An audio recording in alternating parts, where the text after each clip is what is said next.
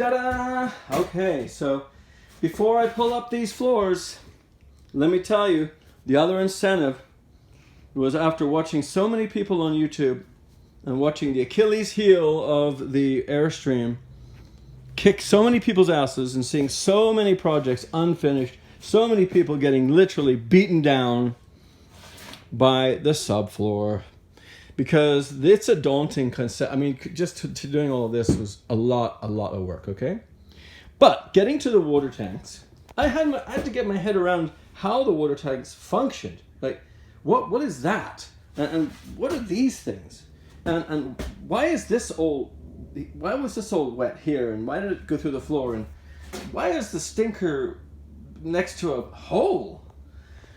Well, let me start with the stinker, okay? So a stinker is your poop tank, and that's pretty much exclusively all it is, your pee and poo. So your pee and poo goes into that hole, okay? And that hole is over a tank. That's actually like the top of a gas tank, if you can imagine. And you know how gas tanks have a little sprout or a little spigot? That's because the air's got to get in so that the gas can pour out. You know what I'm saying? You ever heard that? Well, that's what that is. So when you go to empty your black water tank, I love the way they call it a black water tank, as if it's racist or something. It's a shit tank. When you empty your shitter, that's what that hole is. And that hole comes all the way up here, so that you got ventilation. Okay? So that's what that is. Your poop tank has gas in it. Okay? And that gas has to go somewhere. It's methane. Otherwise, your tank's going to go boom, right? And you're going to go, what the hell was that? I thought I heard an explosion brought me back to now. Well, that's what's happening. And then out. Oh, I guess no explosion today. That's your shitter. Over here, right, is your clear water tank. So your clear water tank, as you can see here, there's water in there. H2O, Oasis, Mirage.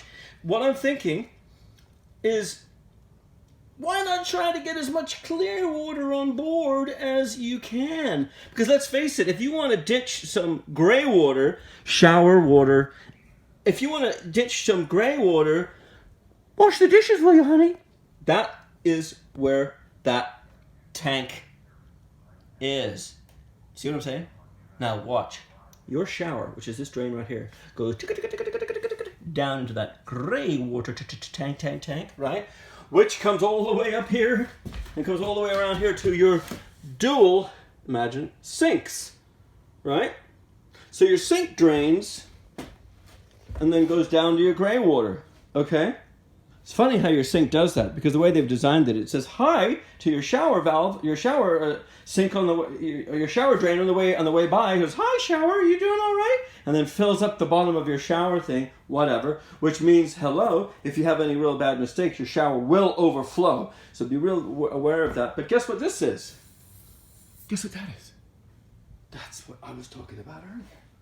You need that. You need that there too, right? Because let's face it, when you go to empty your gray water tank, you need some air, just like a gas tank, to enable it to empty. So that's your water tank concept. So the freshwater tank is here.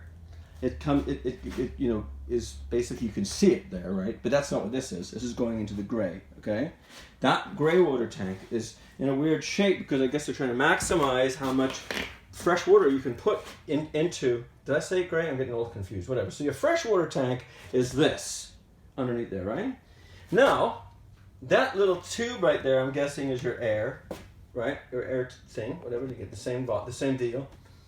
But if you'll notice, there's these lines that come out of your freshwater tank, and they come over here, okay?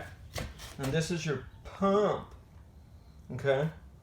So when you kick on your pump, over here it actually says pump, right? It basically says to the pump, hey man, get some water out of that freshwater tank and get it into the lines. So that way when you go to flush your pooper or you go to wash your dishes, right? You got water pressure because the pump is pumping the water up to the faucet. When you open the faucet, then you're releasing the water out of that, out of that line. I hope that explains a lot of it, because a lot of people are kind of wondering how it all works. That's a filter. Don't worry about that thing right there. That should be changed just to make sure the water is semi-clean. You should probably put a better filter than that in. But so that's the basic concept of how it works. Now, there's a line here, which I'm assuming goes to all, or comes from all Airstreams. That's a line that comes from a hose, not a garden hose. Could be. I mean, I'm just saying, if you drink that crap, I'd never drink the fresh water out of my tank. I'm a crazy, Mountain Valley, got to be in glass water, drinker. I like to breathe fresh air, and I like to drink good water. It's only natural. So this is coming from wherever, the city, your garden hose if you're lazy. And what that will do is when you turn on that faucet of your garden hose or whatever, or your campsite, and that'll bring water in here to your to your valve, and then that will come in here and go down into your freshwater tank. I hope my camera work is making sense. But so that's kind of how it works. So your line comes in from the city, let's just say it like that, and then that comes into your valve. Okay. I don't really know what a valve does. You guys put comments down on what the hell a valve is. I'm learning, okay? But I'm also explaining and teaching. And then that goes down into the freshwater tank, okay? So that's how you fill your freshwater tank.